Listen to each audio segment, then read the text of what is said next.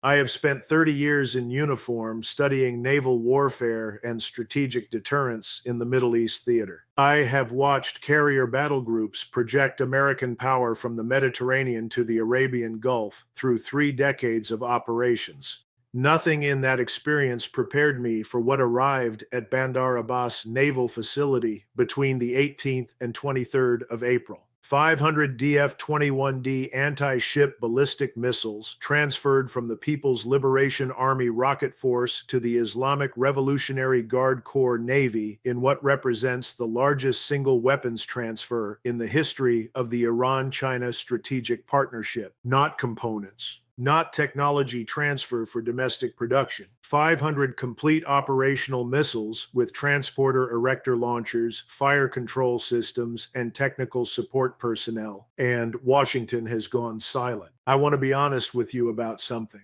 When I first reviewed the intelligence summary documenting this transfer, my initial reaction was professional disbelief. The DF-21D is not an export weapon. It is the cornerstone of China's anti-access area denial architecture in the Western Pacific. Its circular error probable of 6 to 10 meters against a moving target at sea makes it the most lethal ship-killing weapon system in operational service. The decision to transfer 500 of these missiles to Iran is not an arms sale. It is a strategic realignment, and the implications for American naval power projection in a region we have dominated since 1991 are nothing short of catastrophic. In the next 38 minutes, I am going to walk you through 4 questions that every serious observer of this crisis needs answered. First, what does Iran now possess in terms of operational capability against surface vessels in the Arabian Gulf, the Gulf of Oman, and the Northern Arabian Sea? Second, what happened to the Israeli Navy in the 72 hours immediately following Iran's first operational test of these systems? Third, why the United States Navy has withdrawn every carrier strike group from within a 1,200 nautical mile radius of the Iranian coast. And fourth, what this transfer means for the entire architecture of American military presence in the Middle East and the global balance of naval power between the United States and the rising axis led by Beijing and Moscow. If this is the kind of analysis you have been looking for, the kind that does not soften the operational reality or manage the narrative for public consumption, subscribe and stay with me. Hit the like button. Drop your assessment in the comments section below. I read them. What we are covering today is not speculation. It is verifiable force structure analysis based on satellite reconnaissance, signals intelligence, and open source naval tracking data that the Pentagon has not yet acknowledged publicly. Let me be precise about what Iran received. The DF-21D is a 2-stage solid-fuel ballistic missile with a range of approximately 1,800 kilometers. It climbs to an apogee of 600 kilometers, conducts a terminal phase re-entry at speeds exceeding Mach 10, and employs an active radar seeker in the final 30 seconds of flight to guide a 450-kilogram high-explosive penetrator warhead onto the target. The missile was designed specifically to defeat Aegis combat systems through a combination of hypersonic speed, a steep terminal angle of attack, and a radar cross-section small enough to evade early detection. Each missile costs approximately $8 million. Each transporter erector launcher can carry and fire 1 missile with a reload time of 45 minutes under combat conditions. Iran did not receive just the missiles. It received 80 TEL units, 12 mobile fire control radars, and an over-the-horizon targeting network that integrates Chinese reconnaissance satellites with Iranian coastal radars and unmanned aerial surveillance. Let me walk you through what this means in cold mathematical terms. The Arabian Gulf at its widest point is 340 kilometers across. The Strait of Hormuz is 39 kilometers wide at its narrowest navigable channel. A DF-21D fired from launch sites in southern Iran can reach any point in the Arabian Gulf in under 6 minutes from ignition to impact. It can reach the Gulf of Oman in under 8 minutes. It can reach a carrier strike group operating off the coast of Oman in under 11 minutes. The United States Navy has spent $70 billion over 2 decades developing and deploying the SM-3 and SM-6 interceptor missiles designed to engage ballistic threats in the terminal phase. The problem is intercept probability. In controlled test conditions against a single incoming missile with full early warning, an Aegis destroyer achieves an intercept rate of 70 to 80%. Against a salvo of 6 missiles arriving simultaneously from different azimuths, that rate drops to 35%. Against a salvo of 20 missiles, it drops below 15%. Iran now has 500. I want to be direct about something. The doctrine that governed American naval operations in the Arabian Gulf for the last 3 decades was built on a single assumption. That assumption was that Iran's anti-ship capability was limited to subsonic cruise missiles, small boat swarm tactics, and naval mines, all of which could be managed through a combination of defensive systems, air superiority, and over-the-horizon engagement. That assumption no longer holds. A carrier strike group operating in the confined waters of the Arabian Gulf is now inside a weapons engagement zone where it cannot maneuver, cannot evade, and cannot defend against a mass ballistic missile strike launched from hardened positions 200 kilometers inland.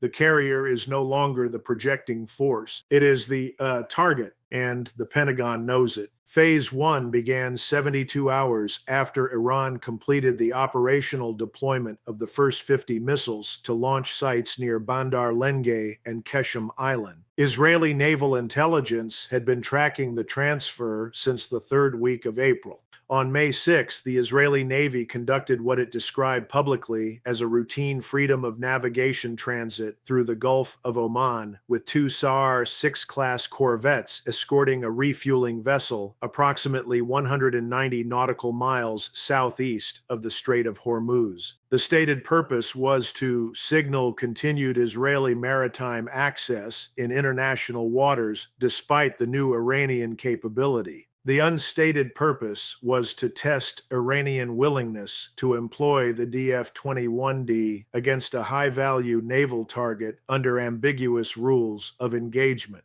At 0340 hours local time on May 7th, Iranian coastal radar detected the Israeli formation. At 0352, fire control radars at 2 separate launch sites achieved target lock. At 0358, 6 DF-21D missiles were fired in a coordinated salvo, 3 from each site, with staggered launch intervals of 12 seconds. The SAR 6 corvettes are equipped with the Barak 8 air defense system, an advanced medium-range interceptor designed to engage aircraft, cruise missiles, and ballistic threats. Each corvette carries 32 interceptors. The Israeli formation detected the ballistic missile launch at 0400 hours through infrared satellite warning relayed from United States Space Force assets. Total warning time from detection to impact was 4 minutes and 18 seconds. The corvettes fired 16 Barak 8 interceptors in total. 3 achieved kinetic kills against incoming missiles in the mid-course phase. 2 more achieved proximity kills that deflected but did not destroy the warheads. 1 missile impacted the water 40 meters from the lead corvette, detonating on surface impact and causing hull damage below the waterline. The 6th missile struck the 2nd corvette amidships, penetrating the superstructure and detonating inside the engineering spaces. The corvette lost power, developed a 9-degree list to starboard, and began taking water. 14 crew members were killed instantly. 23 were injured. The vessel was abandoned 6 hours later and sank in 2,000 meters of water at 0930 hours. Stay with me. What comes next is what matters. The loss of the SAR-6 corvette is not the story. The story is what happened in the 18 hours that followed. Israel withdrew every surface combatant from the Arabian Sea, the Gulf of Oman, and the Red Sea within 12 hours of the strike. Not repositioned, withdrawn. back to Haifa, back to Ashdod, back to ports in the eastern Mediterranean where they sit today. The Israeli Navy has not conducted a single patrol east of Suez since May 7th. That is not caution. That is the operational acknowledgement that Israeli naval power projection in the Middle East theater has been neutralized by a weapon system it cannot defend against with existing technology. A navy that cost $14 billion to build and has been the backbone of Israel's strategic depth for 2 generations is now confined to the Mediterranean because one adversary acquired one weapon system in operationally significant numbers. Phase 2 is where Washington's response becomes the more revealing story. On May 8th, United States Central Command issued what it described as a temporary tactical repositioning order to the USS Theodore Roosevelt Carrier Strike Group, which had been operating in the northern Arabian Sea, approximately 200 nautical miles south of the Pakistani coast. The Roosevelt Strike Group includes one Nimitz-class carrier, 2 Ticonderoga-class cruisers, and 4 Arleigh Burke-class destroyers. That is 11,000 personnel, 90 combat aircraft, and $120 billion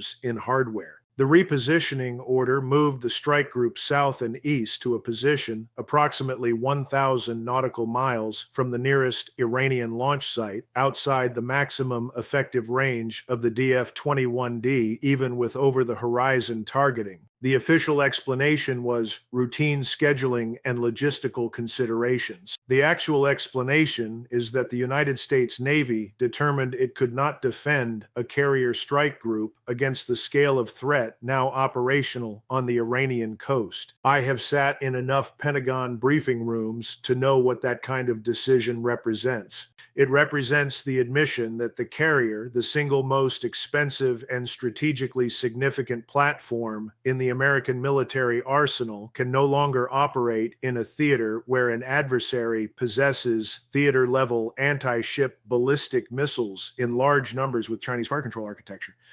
It is not that the Aegis system does not work. It is that the Aegis system cannot work against the volume of fire that Iran can now generate. 6 missiles in a single salvo defeated Israeli defenses. Iran has 500 missiles and 80 launchers. Do the arithmetic. A sustained Iranian strike could put 160 missiles in the air in under 90 minutes, with reload capacity for a second wave. No defensive system in the world, not Aegis, not THAAD, not Patriot, can intercept that volume of fire with acceptable loss rates. The Pentagon knows it. Central Command knows it. And now Iran knows that we know it. Phase 3 is the technology dimension. And I want you to understand why this missile in particular is the weapon that changes the strategic calculation. The DF-21D was developed by the China Aerospace Science and Industry Corporation over a 15-year program that cost an estimated $40 billion.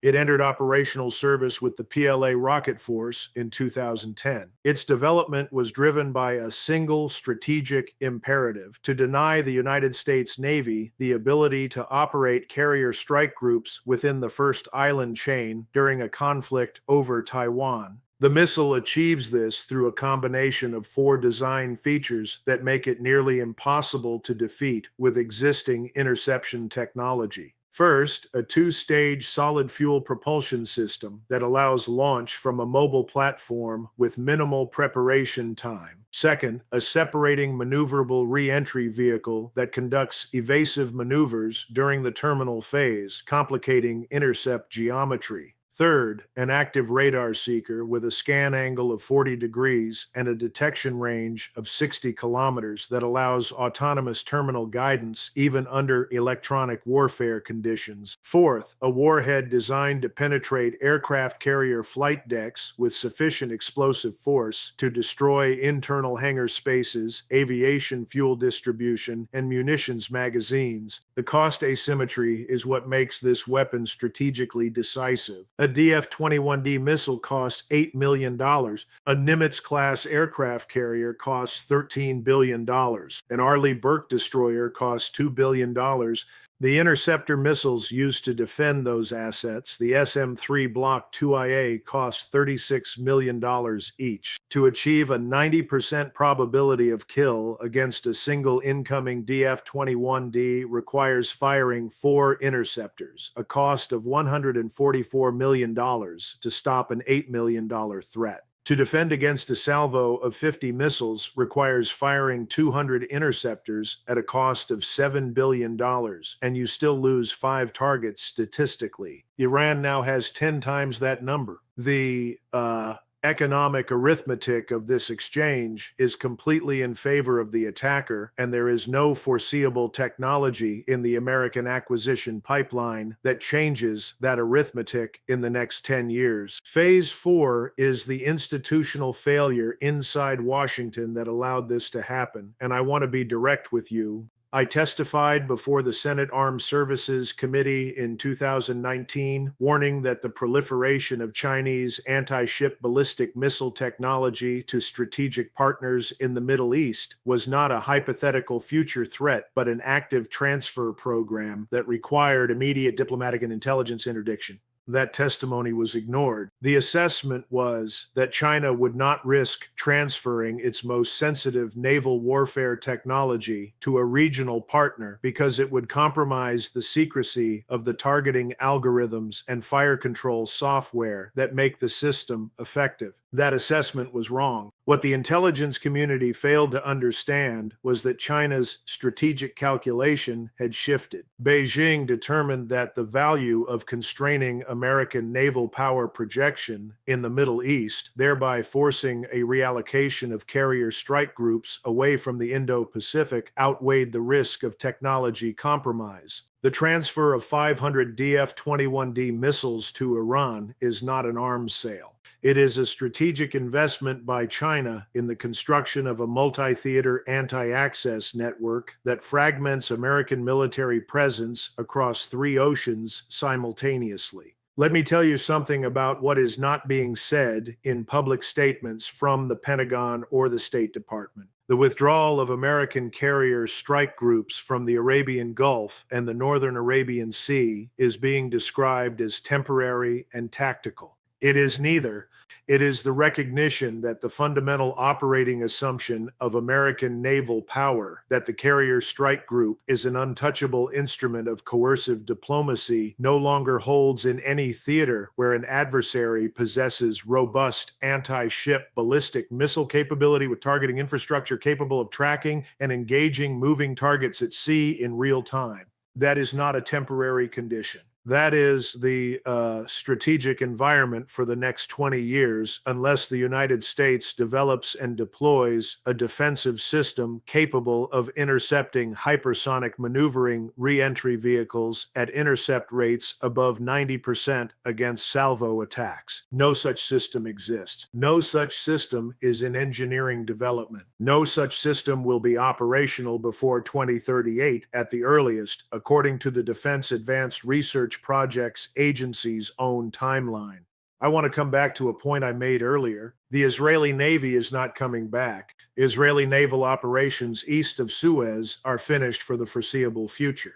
The submarines will continue operating, but every surface combatant has been pulled back to the eastern Mediterranean, and there is no indication from Israeli defense planning documents that they intend to reverse that posture. That represents the collapse of a 70-year assumption in Israeli strategic planning that the Navy could guarantee access to the Red Sea and project power into the Arabian Sea to threaten Iranian supply lines and maintain freedom of navigation for Israeli-linked commercial shipping. That assumption died on May 7th when a Chinese missile fired by an Iranian crew sank a billion-dollar corvette in 4 minutes. Here is what is actually happening, and this is the part that should concern every American watching this. What we are witnessing is not a regional crisis. It is the operational proof of concept for a new model of great power conflict. China does not need to fight the United States Navy directly. It needs to arm regional partners with weapon systems that deny the United States the ability to project naval power into contested theaters.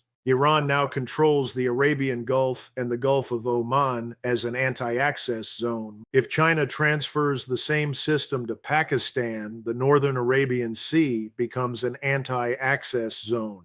If it transfers the system to Yemen, the Red Sea becomes an anti-access zone. If it transfers the system to Syria, the Eastern Mediterranean becomes contested. The proliferation model fragments American naval presence across multiple theaters simultaneously, and there are not enough carrier strike groups in the fleet to maintain presence in all of them while simultaneously defending against a massed ballistic missile threat. What happened between April 18th and May 7th is not an isolated incident. It is a strategic turning point. In Moscow, Russian military planners are watching the Iranian test case and drawing conclusions about the viability of similar systems in the Black Sea and the Baltic. In Beijing, the Central Military Commission is evaluating whether the success of the Iranian deployment justifies additional transfers to partners in Southeast Asia and the South China Sea. For the Gulf states, the calculus around American security guarantees has shifted. If the United States Navy cannot guarantee freedom of navigation in the Arabian Gulf against an Iranian threat, what value does the security partnership hold? For the broader developing world, this is evidence that American military dominance is not permanent, that asymmetric investments in Chinese weapons technology can neutralize platforms that cost 100 times as much, and that the unipolar moment is over. I have said for years that the greatest strategic vulnerability in American defense planning is the assumption that expensive platforms equal military superiority. A $13 billion aircraft carrier is a symbol of technological and industrial dominance, but it is also a single point of failure. One carrier can be destroyed by 10 missiles, costing $80 million total. The cost-to-kill ratio is 160 to 1 in favor of the attacker. The DF-21D transfer to Iran is the proof that adversaries understand this arithmetic better than we do and are building strategies around it. What we are looking at is the end of American naval dominance in the Middle East as we have known it since Operation Desert Storm. We are looking at the beginning of a new strategic era in which the oceans are no longer safe highways for American power projection, but contested battle spaces where the advantage goes to the side that can strike first from land-based positions with missiles that cost a fraction of the platforms they destroy. That is the strategic verdict, and Washington does not have an answer. The question I want to leave you with is this: can the United States Navy develop and deploy a defensive system capable of intercepting hypersonic anti-ship ballistic missiles in salvo attacks within the next 10 years, or has the era of the aircraft carrier as the cornerstone of American military power come to an end? Leave your assessment in the comments. I read every one. If this analysis delivered the kind of unfiltered operational reality you will not find in mainstream coverage, share it, hit the like button, subscribe to the channel. The next breakdown is already in preparation. I will see you in the next one.